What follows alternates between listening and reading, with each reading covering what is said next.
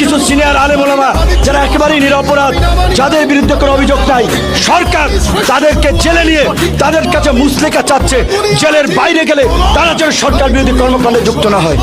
আমরা সেই নিরপরাধ আলেম ওলামা, ছাত্র অধিকার পরিষদের নেতা কর্মী সহ সকল রাজবন্দীদের মুক্তি চাচ্ছে আজকের এই সমাবেশ থেকে।